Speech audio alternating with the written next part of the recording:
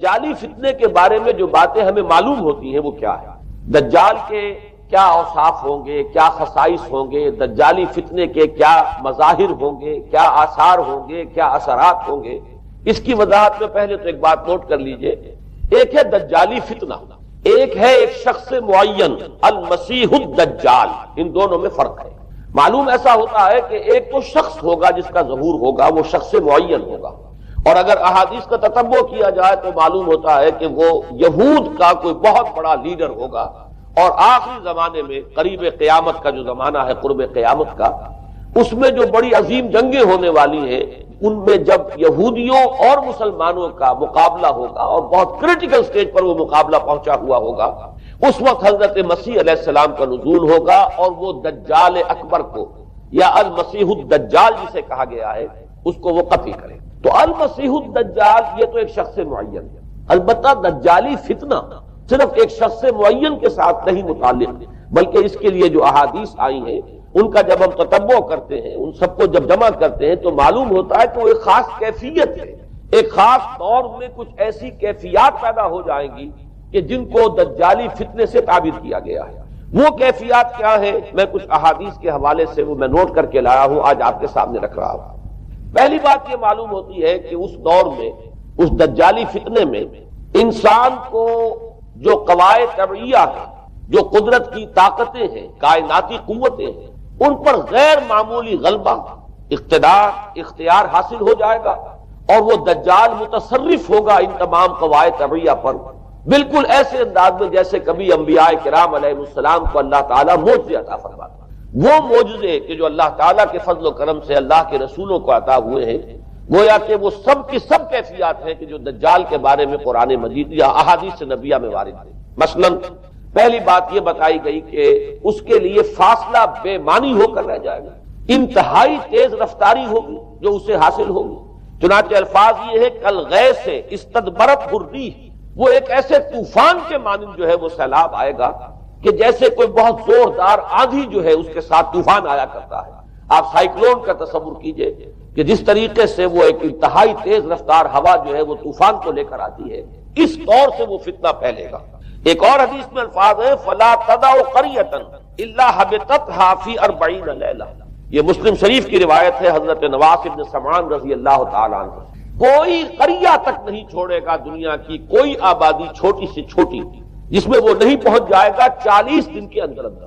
یہ اس کی تیز رفتاری کا عالم ہوگا، گویا کہ میں تعبیر کر رہا ہوں اسے ان الفاظ سے کہ فاصلہ بے معنی ہو کر رہے گا۔ اسی کے ضمن میں بعض اور روایات آئی ہیں۔ سواری جو ہے اس دجال کی، اس کو گدھے سے تعبیر کیا گیا ہے، اس لیے کہ ظاہر بات ہے اس دور میں اور کسی شے کا اگر تذکرہ کیا جاتا ہوائی جہاز کا یا راکٹس کا تو وہ تو لوگوں کی سمجھ میں نہ آتا، اور پہلے انہیں ساری سائنس پڑھانی پڑتی تب وہ الفاظ استعمال کرتے، لہذا وہ اس کا خچر، اس کا جس پر سواری ہوتی ہے، لیکن اس کی تیز رفتاری کے لیے الفاظ آئے ہیں کہ اس کا ایک قدم اگر مکے میں ہوگا تو دوسرا قدم شام میں جا کر پڑے گا، اور الفاظ یہ آئے ہیں کہ اس کے دونوں کانوں کے درمیان فاصلہ جو ہے وہ 40 باع کا یعنی 80 ہاتھ کا ہوگا۔ بلکہ حضرت علی رضی اللہ تعالیٰ عنہ کے خطبے میں جو اس کا بیان ہوا ہے کہ اس کا ایک کان جو ہے وہ 30 ہاتھ لمبا کان ہوگا اس کا۔ ابھی ذرا یہ صرف احادیث آپ سنتے جائیے، پھر اس کے بارے میں ان سب کو جوڑ کر جو ہمیں نتیجہ نکالنا ہے اس پر گفتگو بعد میں ہوگی۔ اسی طرح آواز کا معاملہ کہ اس کی آواز 4 دانگ عالم میں بیک وقت سنی جائے گی۔ الفاظ یہ ہے ینادی بصوت لہو یسمع لہو ما بین الخافقین، وہ ایک ایسی آواز کے ساتھ پکارے گا کہ جسے مشرق و مغرب کے مابین رہنے والا ہر شخص سنے۔ اس کی آواز جو ہے گویا کہ وہ تمام فاصلوں کے جو پردے ہیں اس کے لیے وہ حائل نہیں رہیں گے، بلکہ یہ کہ اس کی آواز جو ہے پوری دنیا میں مشرق و مغرب میں بیک وقت سنائی دے گی۔ تیسری بات معلوم ہوتی ہے کہ علاج معالجہ وہ اس انتہا کو اور عمل جراحی اس انتہا کو پہنچ جائے گا۔ یہاں وہ الفاظ آئے ہیں جو قرآن مجید میں حضرت مسیح کے معجزات کے لیے آئے ہیں۔ حضرت مسیح کے الفاظ جو ابرئ الاکمہ والابرص، کہ میں مادر ذات اندھے کو اور جو کوڑھ کا مرض تو ان دونوں کو میں ٹھیک کر دیتا ہوں۔ حضرت مسیح علیہ السلام صرف ہاتھ پھیرتے تھے اور مادر ذات جو نابینا ہے، اندھا، بینائی اس کی آ جاتی تھی، اور کوڑھی جو ہے اس کے جسم پر ہاتھ پھیرتے تھے، اس کا کوڑھ درست ہو جاتا تھا۔ ابرئ الاکمہ والابرص، وہی الفاظ آئے حدیث میں کہ دجال کو یہ قدرت حاصل ہو جائے گا۔ نمبر 2 یہ کہ وہ یحیی الموتیٰ، جیسے کہ حضرت مسیح کے الفاظ ہیں وہ احیی الموتیٰ، میں زندہ کرتا ہوں مردے کو۔ حضرت مسیح فرماتے تھے ایک مردے کو قم باذن اللہ، وہ کھڑا ہو جاتا تھا۔ بالکل اسی طریقے سے دجال کو بھی قدرت حاصل ہو جائے گی کہ وہ مردوں کو زندہ کرے گا۔ مزید وضاحت ایک حدیث میں یہ ہے کہ وہ ایک شخص کو آری کے ساتھ بیچ میں سے چیرے گا، دو ٹکڑے کر دے گا، پھر سینے گا اور زندہ کرے گا۔ معلوم یہ ہوا کہ علاج معالجے کا علم اور دوسرے یہ کہ جراحی کا علم جو ہے وہ اپنی ان بلندیوں کو پہنچے گا کہ اس حد تک انسان کی رسائی ہو جائے گی۔ چوتھی بات، اس کو زمین اور فضا پر اس قدر غلبہ حاصل ہو جائے گا، الفاظ یہ حدیث کے یامر السماء فتمطر، وہ آسمان کو حکم دے گا بارش برسا اور وہ بارش برسائے گا، والارض فتنبت، اور زمین کو حکم دے گا کہ فصلیں اگا اور وہ اگائے گی، ویمر بالخربۃ فیقول لها اخرجی کنوزک، اور وہ کسی ویرانے پر سے گزرے گا اور اسے حکم دے گا، ویران چٹیل میدان، اور حکم دے گا کہ اپنے خزانے نکال، اور فرمایا اس کا نتیجہ یہ نکلے گا فتتبعہ کنوزها، تو اس زمین کے جو خزانے ہیں وہ نکل کے اس کے ساتھ چلنے شروع ہو جائے گا۔ زمین پر قدرت، فضا پر قدرت، بارش کا حکم ہوگا وہ بارش ہو جائے گی، آسمان بارش برسائے گا، زمین اپنے خزانے اگل دے گی۔ پانچویں بات، وَيُبْعَثُ مَعَهُ الشَّيَاطِينُ عَلَى صُورَةٍ مَّن مَاتَ، اس کے ساتھ کچھ ایسے شیاطین مبعوث ہوں گے کہ جو ان صورتوں کو اختیار کریں گے ان لوگوں کی جو مر چکے، من الآباء والامہات والمعارف، جو آباء و اجداد اور مائیں اور دادیاں اور جو بھی جان پہچان والے لوگ ہیں جو فوت ہو چکے ہوں گے، وہ ان کی صورت اختیار کریں گے۔ فَتَأْتِيَ أَحَدَهُمْ فَيَقُولُ أَلَسْتُ فُلَانًا أَلَسْتَ تَعْرِفُنِي، پھر وہ آئے گا اور وہ شیاطین آئیں گے اور انسان سے کسی سے بات کریں گے، کیا تم مجھے نہیں پہچانتے؟ کیا میں تمہارا فلاں رشتہ دار نہیں ہوں؟ اپنی نشانیاں بیان کریں گے اور لوگ پہچانیں گے۔ یہ وہ احادیث ہیں کہ جن کا جو نتیجہ نکلتا ہے اب اس کو پہچان لیجئے۔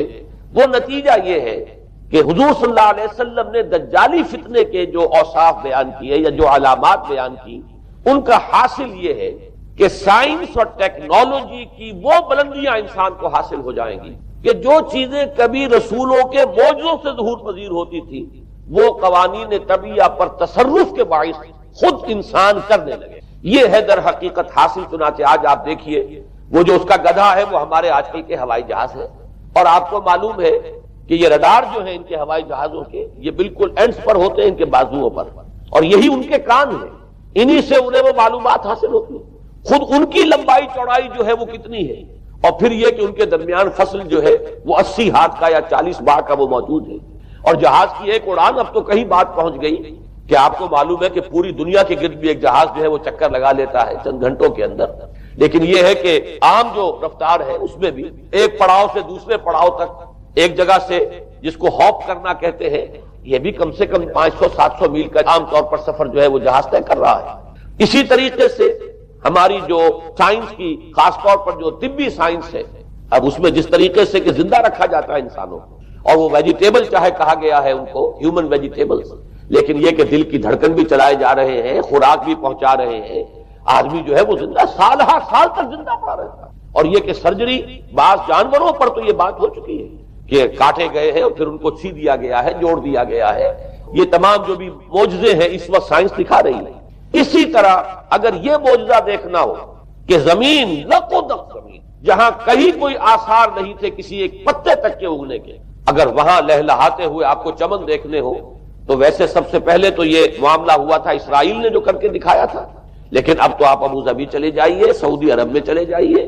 سعودی عرب کے اندر حال یہ ہے کہ آپ اگر ہوائی جہاز سے سفر کریں ریاض سے جدہ تک، تو آپ کو جگہ جگہ بڑے سرکولر پیچز نظر آئیں گے جہاز سے، نہایت گرین، اور اس کے اندر جو ہے آرٹیفیشل اریگیشن کے ذریعے سے، اور بہت عمدہ وہاں کاشت ہو رہی ہے، اور بہت خوبصورت فارم ہیں وہ تمام کے تمام سرکولر پیچز، اس لیے کہ جو اریگیشن ہوتی ہے وہ ان ویلز کے ذریعے سے ہوتی ہے کہ جو ایک سرکل میں چلتے ہیں، اور پانی کی وہ آرٹیفیشل بارش جو ہے وہ ہوتی رہتی ہے۔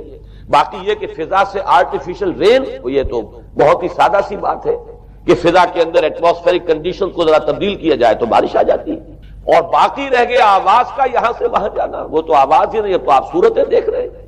آپ کو نیو یارک میں بیٹھا ہوا خطاب کرے، آپ پوری دنیا کے اندر جہاں چاہیں، وہ آل ورلڈ اینٹینا آپ کے پاس صرف ہونا چاہیے۔ باقی یہ کہ آپ دنیا کے کسی بھی گوشے میں بیٹھے ہوئے کسی شخص کا خطاب جو وہ سن سکتے ہیں۔ تو معلوم یہ ہوا کہ در حقیقت یہ جو دجالی فتنہ ہے یہ جس کے اوصاف جو بیان کیے گئے، ابھی میں اس کو لفظ فتنہ سے تعبیر نہیں کر رہا، اسے جس چیز نے فتنہ بنایا وہ ابھی میں آپ سے عرض کروں گا، لیکن یہ جتنے اوصاف حدیث میں آئے ہیں، جتنی صفات بیان ہوئی ہیں، جو کوائف وہاں سامنے آ رہے ہیں، ان سب کا حاصل تو ایک لفظ میں یہ ہے کہ سائنٹیفک ڈیولپمنٹ اور ٹیکنالوجیکل ڈیولپمنٹ وہ اس درجے کی ہو جائے گی کہ قواعد طبیعیہ پر، فورسز آف دی نیچر پر انسان کو تصرف اور تسلط حاصل ہو جائے گا اور وہ انہیں استعمال کرے گا، اور اس طریقے سے اس کے اندر وہ ساری کی ساری کیفیات جیسے کہ آج ہم دیکھ رہے ہیں اپنی نگاہوں کے سامنے وہ پیدا ہو جائے گی۔ اب سوال یہ ہے کہ اس شے کو فتنہ کس چیز نے بنایا، یہ بات سمجھ لیجیے۔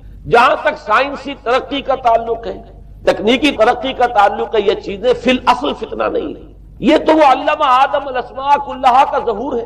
اللہ تعالیٰ نے ازل میں حضرت آدم علیہ السلام کو جو صلاحیت عطا فرما دی تھی، یہ ایکسفولیشن ہے اس کا ظہور ہے۔ جیسے کہ آم کی گٹھلی میں آم کا درخت ہے، لیکن ظاہر بات ہے کہ اس کو درخت بننے میں وقت لگتا ہے، پہلے وہ 2 پتے نکلتے ہیں، پھر وہ بڑھتا ہے معاملہ، کئی سال میں جا کر وہ درخت جو ہے وہ جوان ہوگا اور وہ پھل دے گا۔ اسی طریقے سے یوں سمجھیے کہ بالقوہ وہ علم حضرت آدم علیہ السلام کو دے دیا گیا، یعنی وہ صلاحیتیں وضعیت کر دی گئی، وہ فیکلٹیز، سمع اور بصر اور فؤاد، دیکھو سنو نتیجہ نکالو اور آگے بڑھو۔ آپ نے چیز دیکھی، ایک سنی، نتیجہ نکالا، اس کو نوٹ کیا، آگے بڑھے، پھر کوئی چیز دیکھی، پھر کوئی سنی، اپنے سابق جو نتیجہ آپ نے نکال کر محفوظ کیا تھا اپنی میموری میں، اس کے ساتھ اس کو ٹیلی کیا، کوئی اور نتیجہ نکل آیا اور آگے بڑھے۔ تو یہ تو سٹیپ بائی سٹیپ، قدم با قدم انسانی علم آگے بڑھ رہا ہے۔ یہ ہرگز فتنہ نہ ہوتا، میرے الفاظ پر توجہ کیجئے، اگر اس کے ساتھ متوازن طور پر ایمان اور روحانیت کا ارتقا بھی ہوتا، اگر اس کے ساتھ اللہ کی معرفت، اللہ کی محبت، آخرت کا ایمان، منزل انسان کی جو ہے وہ آخرت ہے، دنیا نہیں ہے، اگر یہ چیزیں ساتھ کے ساتھ ہوتی تو یہ ہرگز فتنہ نہیں۔ فتنہ در حقیقت اسے جس نے بنایا ہے وہ یہ ہے کہ کچھ ایسے اسباب ہوئے ہیں، اور وہ اسباب آج مجھے بیان کرنے کہ در حقیقت موجودہ عیسائیت اس کا سب سے بڑا سبب ہے۔ اس کے نتیجے میں ایک بہت بڑا گیپ ہے، اپالنگ گیپ ہے، بڑا مہیب خلا ہے، بڑی وسیع خلیج ہے جو حائل ہو چکی ہے کہ ایمان اور روحانیت ختم ہوتے چلے گئے اور یہ ٹیکنیکل اور سائنٹیفک ڈیولپمنٹ بڑھتی چلی گئی۔ ان دونوں کے درمیان جو مہیب خلا پیدا ہوا ہے اس نے اسے فتنہ بنا دیا ہے، اور عظیم ترین فتنہ بنا دیا۔ ورنہ اگر اس کے ساتھ ہی اللہ پر ایمان، آخرت پر ایمان، اور انسان کے اندر ایمانی کیفیات، اس کی روحانی کیفیات اگر یہ بھی برقرار رہتی، بلکہ اس کے ساتھ متوازن طور پر ان کو ترقی کرنا چاہیے، تو یہ ہرگز فتنہ نہیں ہے۔ تو پہلی بات یہ سمجھ لیجئے کہ اگرچہ دجالی فتنے کے جو صفات، اس کے اوصاف، اس کی علامات، اس کے مظاہر جو بھی حدیث کے ذریعے سے ہمیں معلوم ہے، جس کا میں نے ابھی آپ کے سامنے تذکرہ کیا، وہ سب در حقیقت تعبیر ہے اس دور کا جو محاورہ ہے، اس دور کی جو زبان ہے، اس دور میں جن الفاظ سے گفتگو کی جا سکتی تھی، اس دور کے ایڈیم میں آج کی جو سائنٹیفک اور ٹیکنالوجیکل ترقی ہے گویا کہ اس کی تعبیر کی گئی ہے کہ وہ دجالی فتنہ ہوگا۔ لیکن اس شے کو فتنہ بنانے والی شے در حقیقت یہ ہے کہ ایک بہت بڑی خلیج حائل ہو چکی ہے ایمان اور روحانیت، اور دوسری طرف سائنٹیفک اور ٹیکنالوجیکل ڈیولپمنٹ میں ان دونوں کے درمیان اتنا بود اور فصل پیدا ہو گیا ہے کہ جس کی وجہ سے اس نے فتنے کی شکل اختیار کی۔ اس کا سبب کیا ہے، آج ہمیں اس پر غور کرنا ہے۔ دیکھیے حضرت مسیح علیہ السلام کا دین، اور جیسا کہ میں نے عرض کیا اس سورہ کہف کے پہلے رکوع میں تذکرہ انہی کا ہو رہا ہے، وَيُنذِرَ الَّذِينَ قَالُوا اتَّخَذَ اللَّهُ وَلَدًا مَا لَهُم بِهِ مِنْ عِلْمٍ وَلَا لِآبَائِهِمْ كَبُرَتْ كَلِمَةً تَخْرُجُ مِنْ أَفْوَاهِهِمْ يَقُولُونَ إِلَّا كَذِبًا فَلَعَلَّكَ بَاخِعٌ نَفْسَكَ عَلَىٰ آثَارِهِمْ إِن لَّمْ يُؤْمِنُوا بِهَٰذَا، اور رسول آنے والا نہیں تھا۔ اللہ تعالیٰ کی طرف سے اس دین کو، اس شریعت کو ایک پروٹیکشن حاصل ہے، لہذا ایک جزء کی حد تک گمراہی جو ہے پھیل سکی، کل پر محیط نہیں ہوئی۔ لیکن بدقسمتی سے دین مسیحی کے بارے میں یہ ہوا کہ کچھ عرصے تک تو کشمکش رہی ہے۔ اصل دین مسیحی پر بھی جو کاربند لوگ تھے اور جو اس کے اوپر مستقیم رہے، وہ قائم کچھ عرصے تک رہے ہیں، لیکن ہوتے ہوتے تقریباً اس دور تک آ کر جب کہ حضور کی بعثت ہوئی ہے، اصل دین مسیحی کے ماننے والے تقریباً ختم ہو چکے تھے، شاذ لوگ رہ گئے تھے، اور ان میں بھی یہ جرت نہیں تھی کہ اپنے اصل دین کا وہ اظہار کر سکتے، بلکہ ہوتے ہوتے ان 600 سالوں کے اندر یہ ہوا کہ وہی پالزم جو ہے در حقیقت اس نے ہی مسیحیت کی شکل اختیار کر لی۔ یہ پالزم جو ہے یہ ہے در حقیقت، یوں سمجھیے کہ ادیان عالم کی تاریخ میں سب سے زیادہ گمراہ کن مذہب، جس کا رد عمل پیدا ہوا ہے یورپ میں، جس نے کہ اس دجالی فتنے کی شکل اختیار کی ہے، میں یہ چاہتا ہوں کہ اس کے ضمن میں چند باتیں آج آپ کے سامنے رکھوں۔ پال نے جو دین مسیحی میں یا دین اسلام میں جو صحیح دین ہے اللہ کا، اس میں 3 تبدیلیاں بنیادی کی۔ سب سے پہلا تو وہی جو قرآن کہہ رہا ہے الذین قالوا اتخذ اللہ ولدا، مسیح کو، حضرت مسیح علی نبینا علیہ الصلوۃ والسلام، انہیں خدا کا بیٹا قرار دیا گیا۔ اور اس میں بھی نوٹ کیجئے بیٹے کے لیے عربی زبان میں 2 لفظ ہیں، ابن اور ولد۔ ابن کا لفظ ذو معنیین ہے، 2 معنی ہیں اس کے۔ ابن بیٹے کو بھی کہتے ہیں، اور ابن کا کوئی معنوی تعلق بھی ہو سکتا ہے، صرف بیٹا نہیں۔ ابن السبیل مسافر کو کہتے ہیں، راستے کا بیٹا، یعنی چونکہ راستے کے ساتھ اس کا ایک تعلق ہے، راستہ چل رہا ہے، وہ تو ابن السبیل ہے۔ ابن الوقت، وقت کا بیٹا، وہ وقت کا بیٹا اس معنی میں نہیں ہے، بلکہ یہ ہے کہ جو ہر وقت جو ہے حالات کے مطابق گرگٹ کی طرح اپنا رنگ بدلتا چلا جائے، چلو تم ادھر کو ہوا ہو جدھر کی، وہ ابن الوقت ہے۔ تو ابن الوقت، اسی طریقے سے جو میں نے دوسری مثال دی ہے، ان کو اگر آپ سامنے رکھیں گے تو معلوم یہ ہوا کہ ابن کے تو دونوں معنی ہو سکتے ہیں، لیکن ولد یہ بالکل مخصوص ہے اولاد کے معنی میں۔ ولد یہ تو گویا کہ صلبی اولاد، اور عیسائیت وہ ہے مذہب کہ جس نے کہ بدترین شرک کی صورت اختیار کی ہے، اور ان کے ہاں عقیدے میں یہ الفاظ ہیں کہ مسیح اللہ کا، خدا کا صلبی بیٹا ہے، تاکہ کوئی شک نہ رہ جائے کہ کوئی اور نسبت ہے جسے ابن سے تعبیر کیا گیا، کوئی اور تعلق ہے جس کے لیے یہ لفظ اختیار کیا گیا، صلبی کا لفظ استعمال کیا گیا ہے کہ یہ خدا کا صلبی بیٹا ہے۔ اور یوں سمجھیے اب اس کا جو نتیجہ نکلا کہ بیٹا اگر کسی کا ہے تو ظاہر بات ہے کہ وہ ہم جنس ہے، ہم نوع ہے اپنے باپ کا۔ انسان کا بیٹا انسان ہوگا، سید زادہ جو ہے سید کا بیٹا سید ہوگا، مغل کا بیٹا مغل ہوگا، گھوڑے کا بیٹا گھوڑا ہوگا، گدھے کا بیٹا گدھا ہوگا۔ معلوم یہ ہوا کہ بعین ہی جو کچھ باپ ہوتا ہے وہی بیٹا ہوتا ہے۔ لہذا اس لفظ نے در حقیقت شرک کی بدترین صورت اختیار کی کہ بالکل اللہ کے برابر، اللہ کا ہم نوع، گویا کہ بدترین شرک جو ہے شرک فی الذات ہے۔ اور شرک فی الذات کی بدترین صورت یہ ہے کہ جو عیسائیت میں آئی ہے کہ حضرت مسیح علیہ السلام کو اللہ کا صلبی بیٹا قرار دیا گیا۔ اب اس کے نتیجے میں چونکہ ظاہر بات ہے کہ آخر بائبل بھی موجود تھی، اس بائبل کو ایک دم کیسے ختم کر دیتا سینٹ پال؟ سینٹ پال کہیں یا بہرحال میں تو لفظ سینٹ اس کے ساتھ استعمال نہیں کرنا چاہتا، لیکن چونکہ ہمیں یہ ہدایت ہے قرآن مجید کی بھی کہ جو باطل معبود بنا لیے جاتے ہیں انہیں بھی ہم کوئی ان کے لیے توہین والے الفاظ استعمال نہ کریں، لہذا میں یہ لفظ استعمال کر رہا ہوں، ورنہ جی تو چاہتا ہے کہ کوئی اور لفظ اس کے لیے استعمال کیا جائے۔ لیکن جو بھی اس وقت دنیا میں اس کا معروف نام ہے پال، سینٹ پال، تو اس نے چونکہ ظاہر بات ہے کہ پوری بائبل کو کیسے ختم کر دیتا، ایک دم تورات کو کیسے ختم کر دیتا؟ تورات تو آج تک چلی آ رہی ہے بائبل کے ساتھ ملی، the old testament, the new testament, یہ دونوں مل کر بائبل بنتی۔ لہذا اب گورکھ دھندا بنانا پڑا انہیں، وہ تسلیس والا گورکھ دھندا، 3 میں 1 1 میں 3، توحید بھی ہے تسلیس بھی ہے، 3 میں 1 1 میں 3۔ اور یہ وہ شے ہے کہ جس نے عقیدے کا تعلق عقل سے منقطع کر دیا۔ اس لیے سمجھ میں آنے والی بات ہے، 3 میں 1 1 میں 3 ایک گورکھ دھندا ہے۔ نتیجہ انہوں نے یہ نکالا کہ ڈوگما در حقیقت اس کا عقل سے کوئی تعلق نہیں، ڈوگما بس عقیدہ ہے، اور اس عقیدے ہی کے اوپر سارے دین کی بنیاد ہے، باقی وہ عقل میں آئے نہ آئے، عقل کے لیے قابل قبول ہو یا نہ ہو۔ یہ بات اچھی طرح سمجھ لیجئے کہ اگرچہ ہمارے ہاں بھی ہم بھی یہ بات کہتے ہیں کہ بہت سے حقائق جو ہے کائنات کے وہ ایسے ہیں کہ جن تک عقل کی رسائی نہیں، اس کے لیے ہم مجبور ہیں، محتاج ہیں وحی کی ہدایت کے۔ لیکن 2 چیزوں میں فرق کیجئے، ایک ہے عقل سے ماورا ہونا اور ایک ہے عقل کے خلاف ہونا، ان دونوں چیزوں میں زمین و آسمان کا فرق۔ ایک وہ حقائق ہے کہ جو عقل از خود ان تک رسائی حاصل نہیں کر سکتی، لیکن جب وہ سامنے آتے ہیں تو عقل تسلیم کرتی ہے کہ ہاں یہ بات سمجھ میں آتی ہے۔ ایک وہ چیزیں ہیں کہ جن کو عقل تسلیم نہیں کرتی، تو ایک ہے مخالف عقل، ایک ہے ورائے عقل، ان دونوں میں زمین و آسمان کا فرق ہے۔ ہمارے دین میں تو عقل کو اپیل کیا گیا ہے، لعلکم تعقلون، لعلہم یعقلون، اولو الالباب الذین یعقلون۔ اب ظاہر بات ہے کہ عقل کو ہاتھو برہانکم ان کنتم صادقین، لاؤ دلیل اپنی، تو دلیل سے عقل سے اپیل کی گئی۔ اور اس میں وہ رشتہ جو میں نے کئی مرتبہ بیان کیا علامہ اقبال کے اشعار کے حوالے سے کہ عقل گو آستاں سے دور نہیں، اس کی قسمت میں پر حضور نہیں، اور گزر جا عقل سے آگے کہ یہ نور چراغ راہ ہے، منزل نہیں۔ منزل تک تو عقل نہیں پہنچائے گی لیکن راستہ تو دکھاتی ہے، اور جب کہ وحی کی روشنی سامنے آتی ہے تو عقل اس کی تصدیق کرتی ہے۔ یہ ہے ہمارا موقف اور یہ ہے عقلی معقول موقف۔ لیکن عیسائیت نے بلکہ کہنا چاہیے پالزم نے. مجھے یہاں پر لفظ عیسائیت اب استعمال کرنا نہیں چاہیے، اس لیے کہ حضرت عیسیٰ سے اب اس کی نسبت نہیں رہی. حضرت عیسیٰ سے اس کی نسبت جو ہے یہ مس نومر ہے، یہ غلط نام ہے. دی 100 کا مصنف جو ہے ڈاکٹر مائیکل ہارٹ، اس نے یہ بہت بڑی بات کہی. اس نے کہا در حقیقت موجودہ جو عیسائیت ہے اسے پالزم کہنا چاہیے. یہ پالزم ہے، کرسچینٹی نہیں ہے.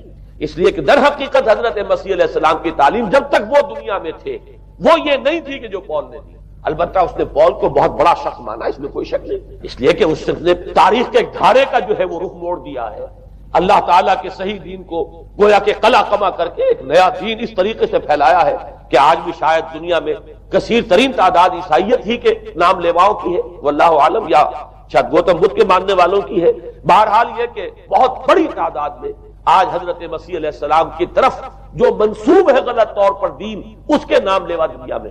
اس اعتبار سے وہ یقیناً اس کا تو حق رکھتا ہے کہ اس کا نام بھی اس کتاب میں آئے کہ جس نے تاریخ کے اوپر اثرات اپنے پیدا کیے.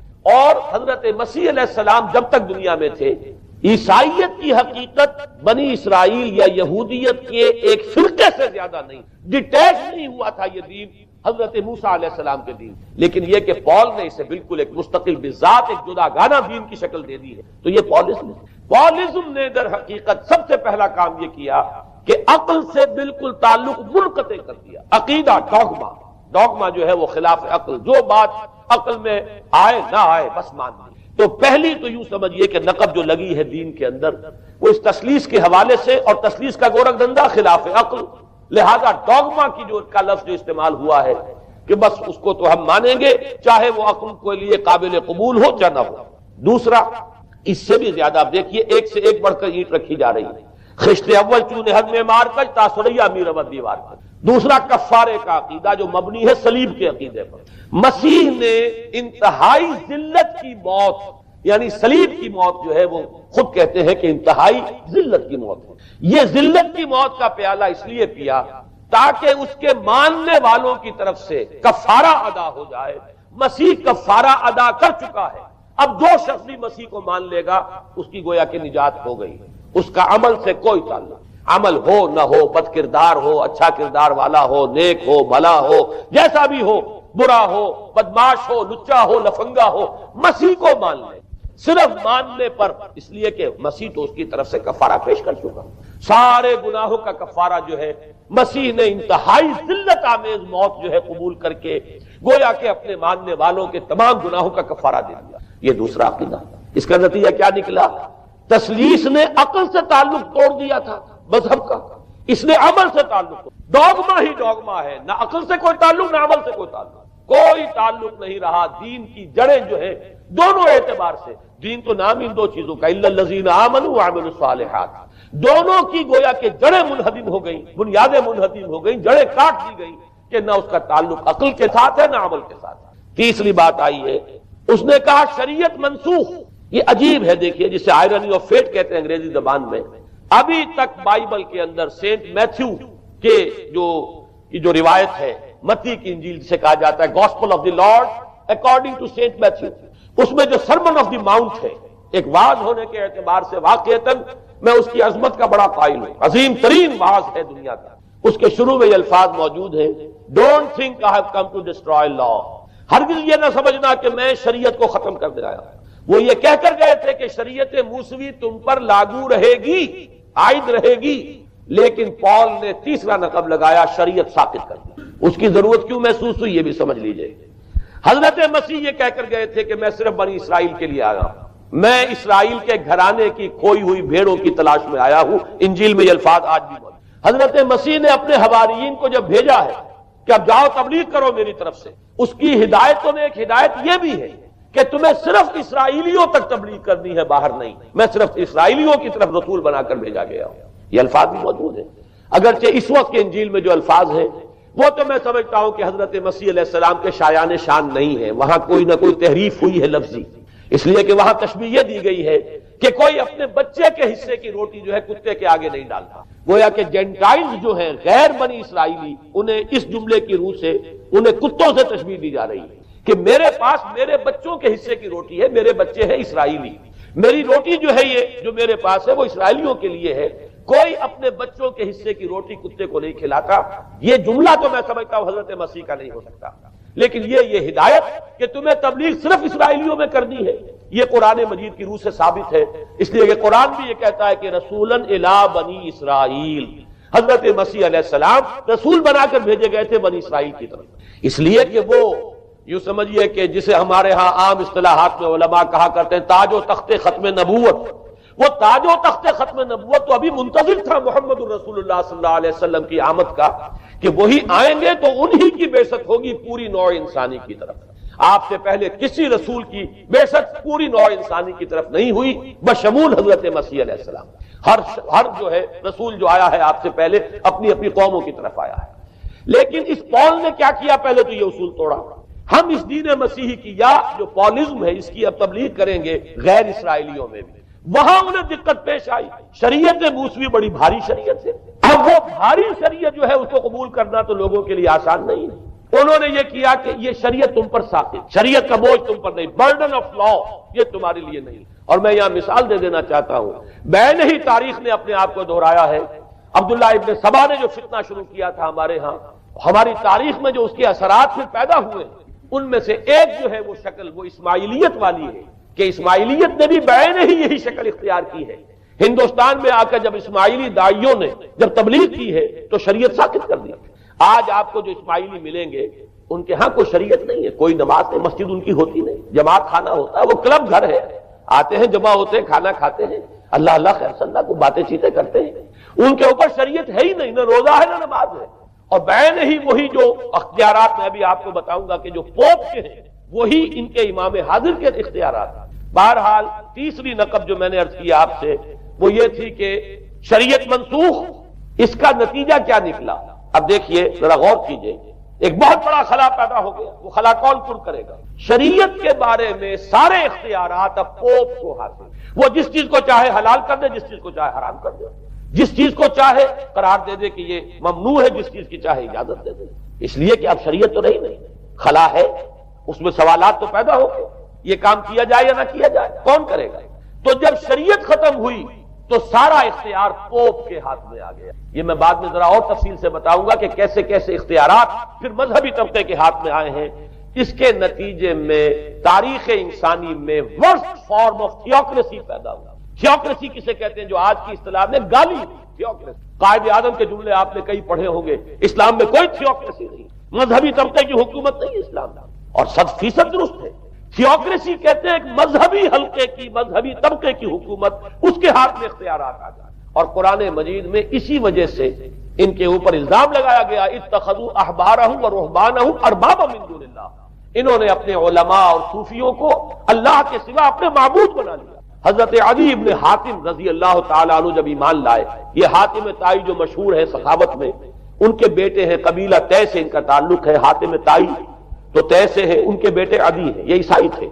یہ جب ایمان لائے اور پھر انہوں نے قرآن پڑھا تو انہیں ایک اشکال ہوا کہ قرآن مجید میں تو ہم پر الزام لگایا گیا ہے کہ اتخذوا احبارهم ورهبانهم اربابا من دون اللہ. تو عرض کیا انہوں نے، ڈرتے ڈرتے عرض کیا ہوگا حضور کی خدمت میں کہ حضور یہ بات تو کچھ درست نہیں معلوم ہوتی، ہم نے تو کبھی اپنے علماء اور رہبان کو خدا نہیں سمجھا. وہ اس مغالطے میں تھے کہ جب تک سجدہ نہ کیا جائے چاہے خدا نہیں مانا گیا. حضور نے پوچھا کیا ایسا نہیں ہے کہ جس چیز کو وہ حلال کہتے تم حلال مان لیتے ہو، جس چیز کو حرام کہتے ہیں حرام مان لیتے ہو؟ جی ہاں یہ تو ہے، یہی تو فرمایا اربابا من دون اللہ ہے. تحلیل و تحریم کا اختیار صرف اللہ کے ہاتھ ہے، یا اللہ کے نمائندے کی حیثیت سے اس کے رسول کے پاس ہے جس کو وحی آتی ہے. اس کے بعد کسی کو اختیار نہیں. اجتہاد کر سکتا ہے لیکن اجتہاد کے لیے دلیل دینی ہوگی نص سے. کتاب اللہ سے کوئی دلیل لاؤ، سنت رسول اللہ سے کوئی دلیل لاؤ، استنباط کرو، عقل سے بات کرو. لیکن یہ ہے کہ تحلیل و تحریم یہ خدائی اختیار ہے، اللہ کے ہاتھ میں اس کا اختیار ہے. اور اللہ کے نمائندے کی حیثیت سے زیادہ یہ اللہ کے رسولوں کے ہاتھ میں اختیار آتا ہے. اس کے علاوہ کسی کے لیے نہیں. کسی اور کے لیے یہ مان لیا گیا تبھی تو ان کو خدا بنا لیا گیا. اسی معنی میں آج کی جمہوریت جو ہے وہ بدترین شرک ہے کہ یہاں یہ تسلیم کیا جاتا ہے کہ ساورنٹی جو ہے وہ عوام کی، ساورنٹی آف دی پیپل. کیا معنی ہے کہ عوام کے نمائندے جو چاہیں قانون بنا دیں، جس چیز کو چاہیں حلال ٹھہرائیں، جس چیز کو چاہیں حرام ٹھہرائیں. ان کے پاس حلت و حرمت کے جو پورے اختیارات ہیں ان کے پاس آ گئے. یہی تو خدائی مقام ہے، خدا کا مقام دے دیا گیا. اس سے بڑا شرک کیا ہوگا؟ در حقیقت حاکمیت غیر اللہ اس دور کا سب سے بڑا شرک. تو وہاں یہ حق جو ہے دے دیا گیا علماء کے ایک طبقے کو، پوپ کو. تو گویا کہ تاریخ انسانی کی بدترین تھیوکریسی، بدترین مذہبی استبدادی حکومت قائم ہوئی ہے یورپ میں. اس کے حوالے سے میں کچھ تاریخی حوالے بھی اب آپ کے سامنے رکھوں. دیکھیے جب تک پال نے یہ کام شروع کیا ہے تو تقریباً 3 صدیوں تک تو یہ صرف ایک مذہبی تبلیغ کا کام ہوا ہے.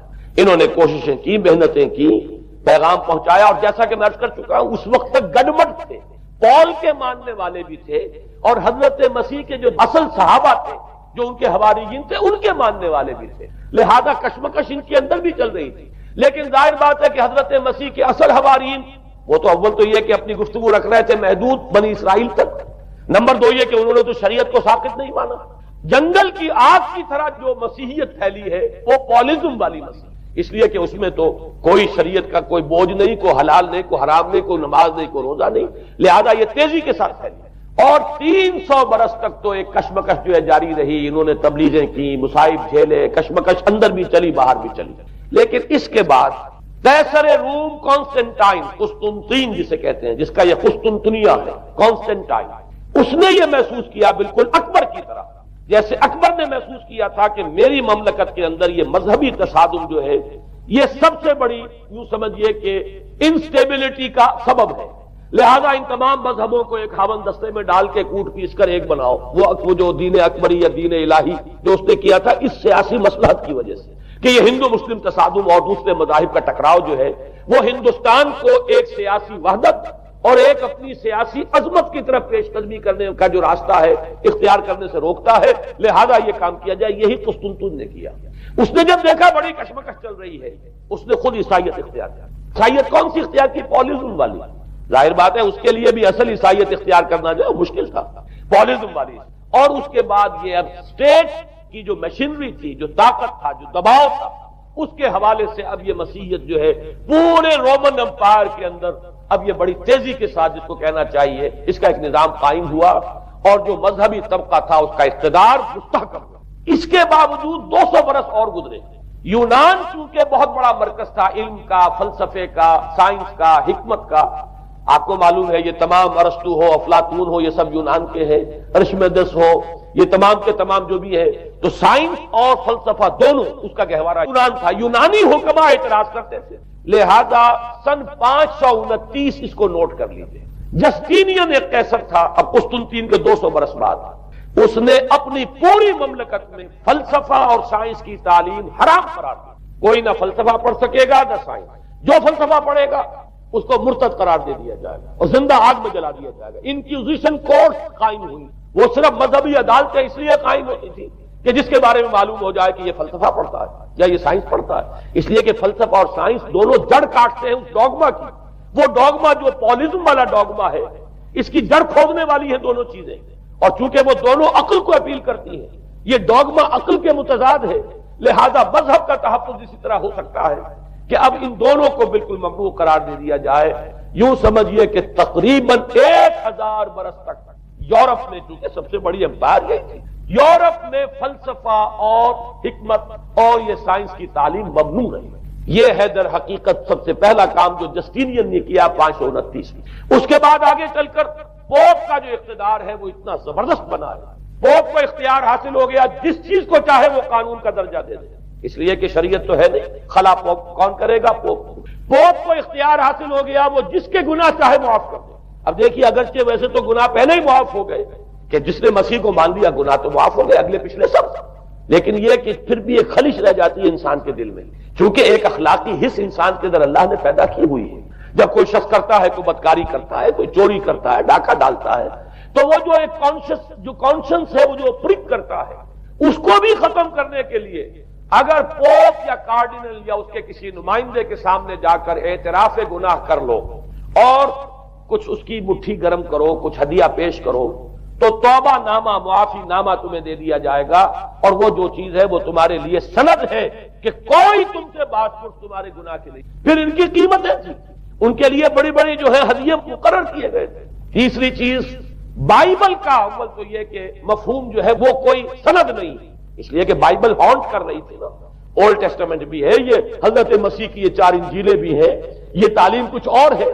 لہذا بائبل جو ہے وہ سند نہیں ہے، سند پوپ کا جو ہے فرمان وہ سند ہے۔ بائبل کی شرح کرنے کی، بائبل کی طرف سے کوئی دلیل لانے کی کسی کو کوئی حق حاصل نہیں۔ یہ جبر تھا، یہ تشدد تھا یورپ میں، یہ وہ دور تھا جبکہ اسلام پھیل رہا تھا۔ میں نے اس لیے آپ سے کہا تھا، نوٹ کرایا آپ کو، 529 میں جسٹینین کا یہ فرمان ہے، 571 میں حضور کی ولادت ہو رہی ہے، وہی صدی ہے، اور 630 کے آس پاس، بلکہ 629 کے آس پاس سلطنت روما کے ساتھ مسلمانوں کا ٹکراؤ شروع ہوا ہے۔ تو یہ تاریخی ان کو ریلیشن جو ہے ذہن میں رکھیے۔ جس وقت مسلمان آئے اور 200-300 برس جو ان کے عروج کے ہیں، اس وقت آپ کو معلوم ہے کہ تقریباً 6 صدیاں ہو چکی تھی کہ یورپ بالکل جس کو کہا جاتا ہے ڈارک ایجز، انتہائی تاریخی مذہبی جبر اور استبداد، اس کے سوا کچھ نہیں۔ اور ملاؤں کی حکومت جسے آپ کہیں گے، جسے آج کل کی اصطلاح میں کہا جائے گا، وہ جس کو چاہے جو چاہے سزا دے دے، پوپ کو اختیار حاصل ہے۔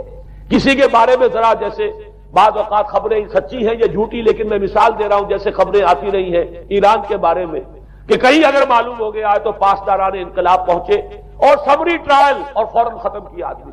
اس قسم سے انکوزیشن رپورٹ جو ہے وہ کورس وہاں قائم ہوئی، اور یوں سمجھیے کہ لاکھوں افراد تحت کیے گئے، زندہ جلائے گئے۔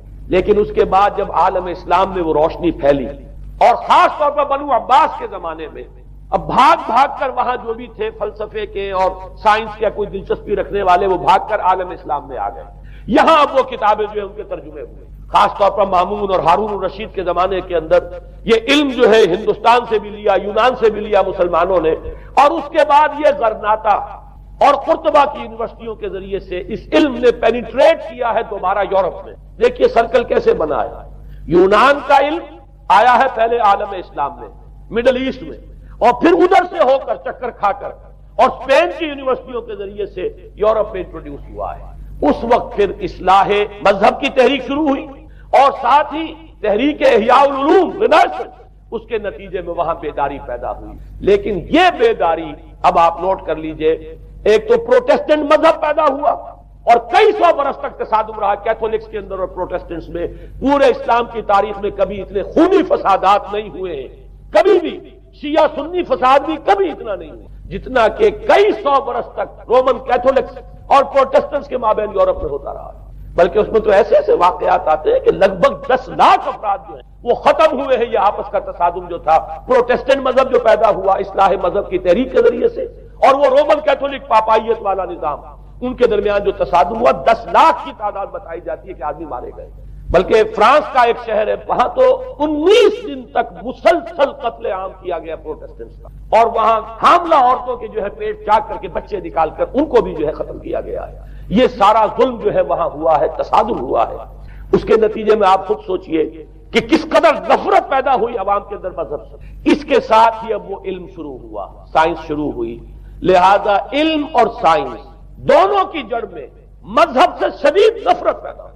یہ ہے وہ سبب کہ جس نے یہاں سے راستے علیحدہ کر دیے، اور مذہب کیونکہ جبر کرتا ہے، مذہب کیونکہ عقل کے اوپر بیڑیاں بٹھاتا ہے، پہرے بٹھاتا ہے، بیڑیاں ڈالتا ہے، اور مذہب کیونکہ تشدد کرتا ہے، لہذا مذہب کے خلاف ایک نفرت، ایک ریئیکشن، یہ ہے اس ساری سائنسی ارتقاء اور سائنٹیفک اور ٹیکنالوجیکل جو ڈیولپمنٹ ہوئی ہے، اس کی جڑ میں مذہب سے نفرت جو ہے اس کے بیج بو دیے گئے۔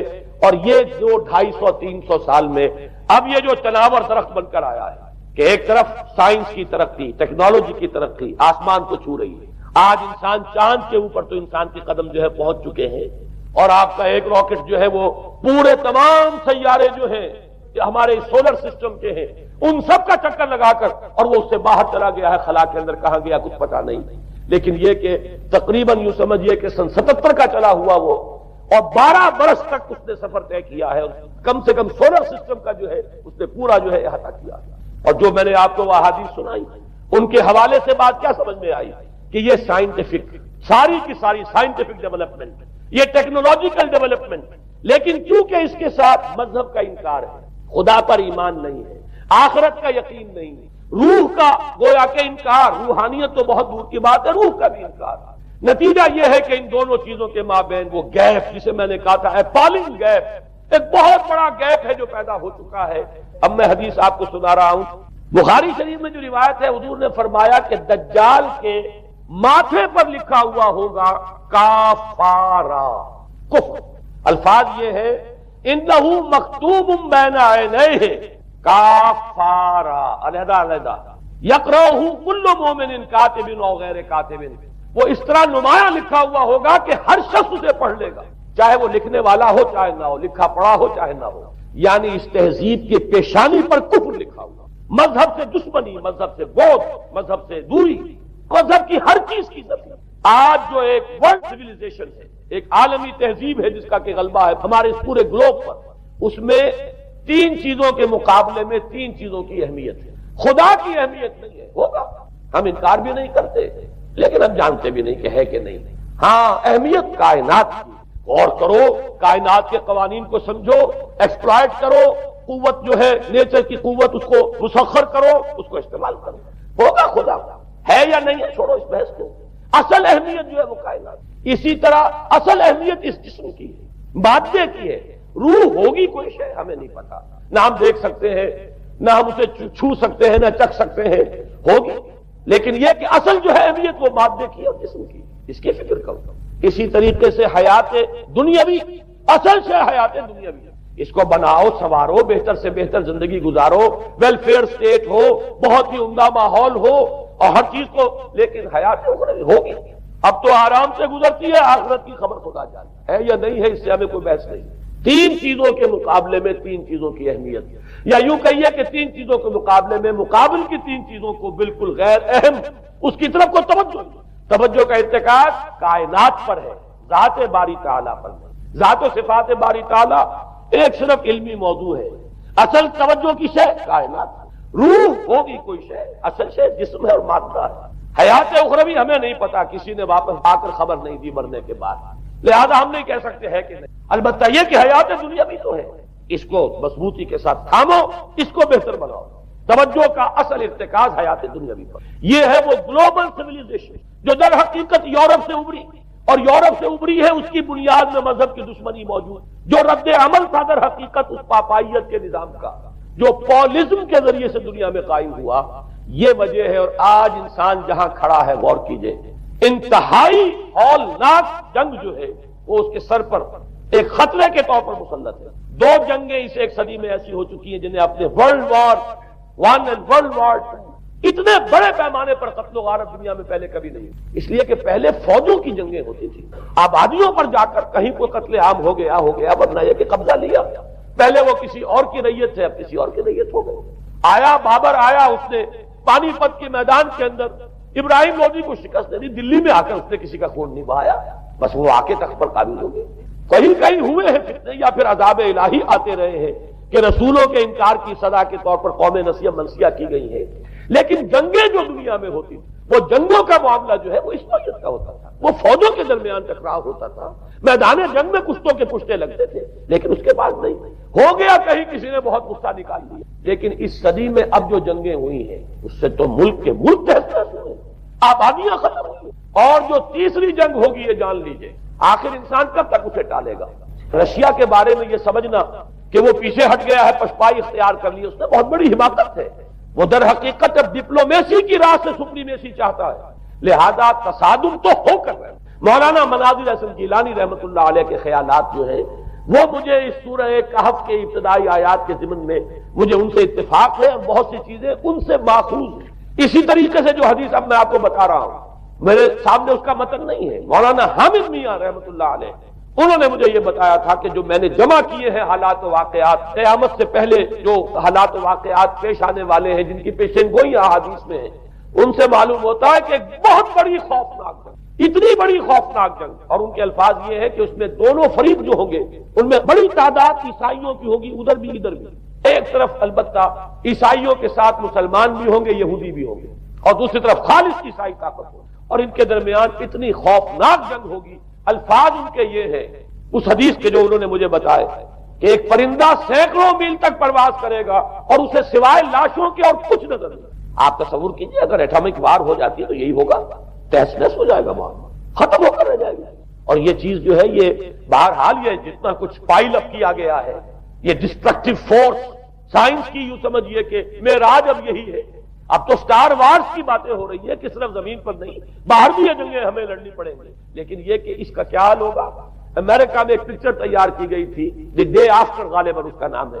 اس میں ایک نقشہ دکھایا گیا ہے اس قدر ہولناک کہ یہ 100 اونچی منزلہ عمارتیں جو ہے یہ ایسے جیسے کہ کچے گھروندے ہوتے ہیں، ایسے وہ پگھل کر رہ جائیں گے. اور یوں سمجھیے کہ انسان جو ان کے اندر ہوں گے، ایک ایک منزل کے اندر، ایک ایک ایسی 100 منزلہ عمارت کے اندر ہزاروں آدمی ہوتے ہیں، جیسے کہ کوئی ایسی کالونی ہو کوئی ان کی چیوٹیوں کی، اور اس پوری کالونی کو آپ اپنے پاؤں سے مسل دیں. ایسے انسانوں کا حال اگر وہ جنگ ہو جاتی جس کا نقشہ کھینچا گیا ہے.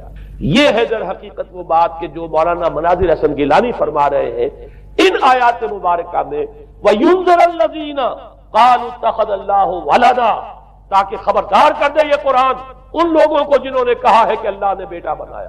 بدترین شرک کا جنہوں نے ارتکاب کیا، اور اسی ولدیت مسیح کے عقیدے سے وہ ساری کرپشن جو ہے دین خداوندی کی، دین مسیح کی اصل جو دین تھا اس کی جو ہوئی ہے، اور اس کے نتیجے میں آج نوع انسانی وہاں کھڑی ہے.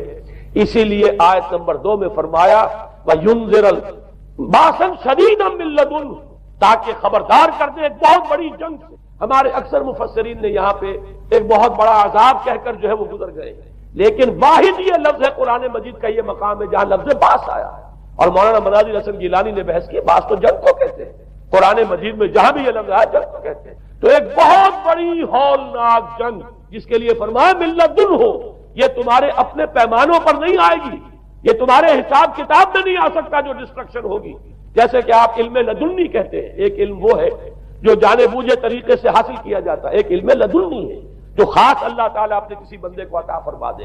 اس جنگ کی جو ہلاکت خیزی ہے وہ تمہارے حساب کتاب میں آنے والی نہیں ہے. لِيُنذِرَ بَأْسًا شَدِيدًا مِّن لَّدُنْهُ وَيُبَشِّرَ الْمُؤْمِنِينَ الَّذِينَ يَعْمَلُونَ الصَّالِحَاتِ أَنَّ لَهُمْ أَجْرًا حَسَنًا مَّاكِثِينَ فِيهِ أَبَدًا. البتہ اللہ تعالیٰ بچائے گا اپنے اہل ایمان بندوں کو جو نیک عمل پر بھی قائم. اب میں وہ حدیثیں آپ کو سنا دوں. آج سے پہلے میں اس دعا کی اصل عظمت کو اتنا نہیں سمجھ پایا تھا جتنا آج سمجھا. یہ جو عظیم دعا ہے جس میں اتنی لجاجت، اتنی ہیوملٹی حضور نے اختیار کی ہے جس سے آگا کے سوال نہیں. اللہم انی عبدک وابن عبدک وابن امتک، اے اللہ میں خود تیرا بندہ ہوں، میرا باپ بھی تیرا ادنا غلام، میری ماں تیری ادنا کنیز، فی قبضتک، میرا پورا وجود تیرے قبضہ قدرت میں ہے، تیرے ہی اختیار میں ہے. فی قبضتک ماضٍ فی حکمک، میرے پورے وجود میں تیرا ہی حکم جاری و ساری ہے. عدل فی قضاؤک، اور جو فیصلہ بھی تو میرے بارے میں کرے، جو بھی کرے وہ عدل ہے، انصاف ہے. کہ ہر کے ساقی ما ریخت عین الطاف، ماضٍ فی حکمک عدل فی قضاؤک، ناصیتی بیدک، میری پیشانی تیرے ہاتھ میں ہے، جدھر چاہے موڑ دے. یہ جو اپنی نفی ہے، نفی اس اعتبار سے بھی اپنی انانیت کی نفی، انی عبدک وابن عبدک وابن امتک، پھر اپنے وجود کی نفی، اپنی مرضی کی نفی، اپنے اختیار کی نفی. فی قبضتک ماضٍ فی حکمک ناصیتی بیدک عدل فی قضاؤک. پھر دیکھیے واسطہ وہ دیا ہے جس سے اونچا واسطہ ممکن نہیں. اسالو کا بکل اسم ہو لک، قرآن مجید میں آیا نا فدوہ بہا وللہ الاسماء الحسنی فدوہ بہا، اچھے نام اللہ کے ہیں اس کو پکارا کرو ان ناموں کے حوالے سے. اب نام کہاں سے جمع کریں سارے؟ ایک میں اسالو کا بکل اسم ہو لک، جو بھی تیرے نام ہیں، سمیت بہ نفسک، جن سے تو نے خود اپنے آپ کو موسوم کیا، او علمتہ احدا من خلقک، یا تو نے اپنی مخلوق میں سے کسی کو وہ نام سکھایا، او انزلتہ فی کتابک، یا وہ نام تو نے اپنی کسی کتاب میں نازل کیا، اب استاثرت بہ فی مکنون الغیب عندک، یا اس کو تو نے خود اپنے خزانہ غیب میں محفوظ رکھا ہوا ہے. تیرے وہ نام بھی ہیں جو تو نے کسی کو ابھی سکھائے ہی نہیں، تو نے اپنی کتاب میں کسی میں نازل ہی نہیں کیے. وہ تو تیرے خاص خزانے کے اندر وہ ابھی در مکنون ہے، وہ ابھی تیرے پاس موجود ہے. یہ اس سے بڑا اب واسطہ کیا ہوگا؟ مانگا کیا ہے ذرا غور کیجئے. ان تجعل القرآن ربیع قلبی ونور صدری وجلاء حزنی وذہاب ہمی وغمی. استدعا میں یہ کر رہا ہوں پروردگار اس قرآن کو میرے دل کی بہار بنا دے، میرے دل کا نور بنا دے. نور صدری، ان تجعل القرآن ربیع قلبی، میرے دل کی بہار، ونور صدری، میرے سینے کا نور، وجلاء حزنی، یہ حزن جس سے کہ محمد دو چار ہے صلی اللہ علیہ وسلم، یہ وہ کیفیت جو ہے قبض کی، اس کو دور کرنے کا ذریعہ بنا دے اس قرآن کو، جلا حزنی و ذہاب ہمی و غمی، اور میرے ہموم، میرے تفکرات، میرے غموں کو دور کرنے کا ذریعہ بنا دے۔ یہ عظیم دعا آج سورۃ الضحیٰ پر غور و فکر کرتے ہوئے، ویسے تو میں تقریباً 30 برس سے اس دعا کا مبلغ ہوں، اس لیے کہ جب میں نے یہاں کام شروع کیا تھا لاہور میں، جو تقریریں کی تھی مسلمانوں پر قرآن مجید کے حقوق کے نام سے جو شائع شدہ ہیں، اس پمفلٹ کے آخر میں میں نے یہ دعا درج کی ہے۔ یہ اصل میں کچھ مختلف احادیث میں ٹکڑے آئے ہیں، کہیں کوئی ایک ٹکڑا کم ہے، کہیں دوسرا کم ہے، میں نے بڑی تحقیق کر کے تمام روایتوں کو جمع کر کے پھر اس کو مرتب کیا ہے، اور وہ بڑی خوبصورت میں نے اس کی سیٹنگ کی ہے، اور وہ اس کتابچے کے آخر میں ہے۔ اللہم انی عبدک وابن عبدک وابن امتک فی قبضتک ناصیتی بیدک ماض فی حکمک عدل فی قضاؤک اسألک بکل اسم هو لک سمیت به نفسک او علمته احدا من خلقک او انزلته فی کتابک او استأثرت به فی مکنون الغیب عندک ان تجعل القرآن ربیع قلبی ونور صدری وجلاء حزنی وذہاب ہمی وغمی۔ یہ وہ کیفیت ہے، اور وہ قرآن جو اس کیفیت میں سب سے زیادہ پر تاثیر ہے وہ یہ قرآن ہے، ان دو صورتوں پر مشتمل قرآن۔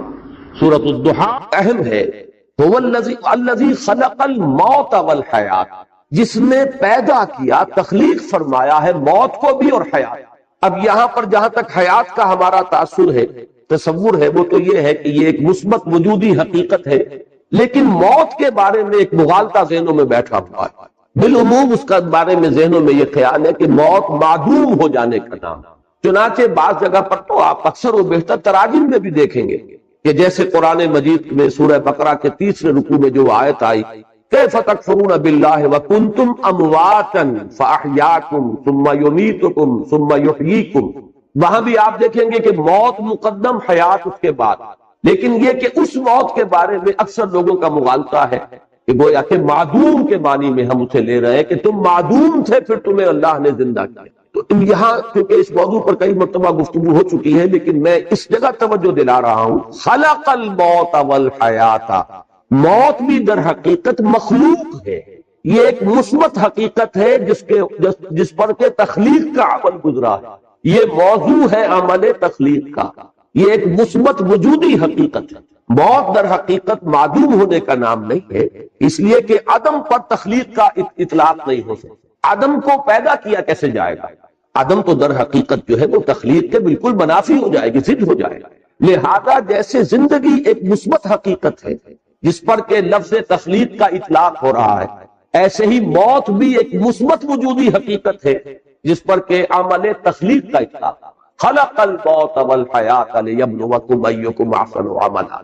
اب اس میں دیکھیے کہ جہاں تک اس موت کا تعلق ہے جو ہماری زندگی کے بعد آنے والی ہے، اس کے بارے میں تو ہمیں یقین کے ساتھ معلوم ہے کہ وہ معدوم ہونے کی بات نہیں، وہ تو ہمارے ایمان کے بنیادی آرٹیکل جو فیتھ جنہیں کہا جائے گا اس میں شامل ہے، اس لیے کہ موت معدوم ہونے کا نام نہیں ہے، بلکہ موت تو در حقیقت ایک کیفیت سے دوسری کیفیت کو منتقل ہونے کا نام ہے۔ آخری جو بھی ہمارا اس حصہ ہے زندگی کا وہ حیات اخروی، وہ تو سب سے بڑی حقیقت ہے، سب سے بڑی زندگی ہی وہ ہے، لیکن یہ درمیانی وقفہ بھی معدوم ہونے کا نام نہیں، بلکہ جیسا کہ آپ کو معلوم ہے عالم برزخ میں بھی ایک نوع کی زندگی ہے، حیات برزخی ہے۔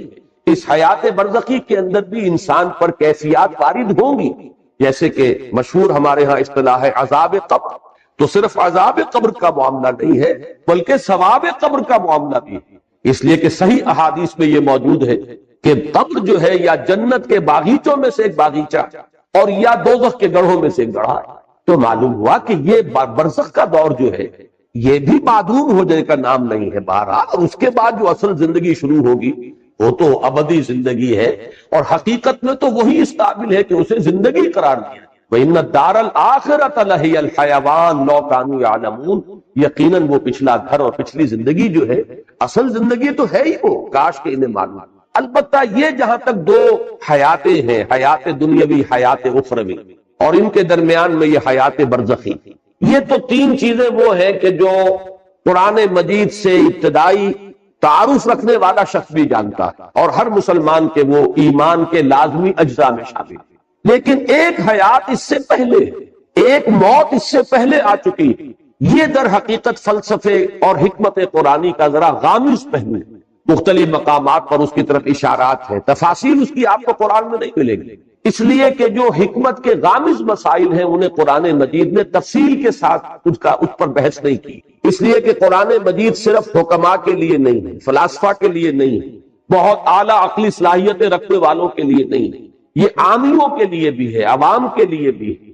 لہذا اس میں زیادہ تر بحث کی گئی ہے تفصیل کے ساتھ انہی چیزوں پر کہ جو سب کے ذہن کی گرفت میں آ جائیں، سب کے علم کی سطح تک رسائی جو ہے ان چیزوں کی ہو جائے، اور باقی چیزیں جو ہیں کہ جو زیادہ غامض ہیں، دقیق ہیں، فلسفیانہ حقائق ہیں، ان کی طرف صرف اشارے، اس لیے کہ ان کو ظاہر بات ہے کہ ان سے دلچسپی رکھنے والے عقلاء اور حکماء ہوں گے، اور عاقلانہ اشارہ کافی ہے، عاقلوں کے لیے ظاہر بات ہے کہ اشارہ کافی ہے۔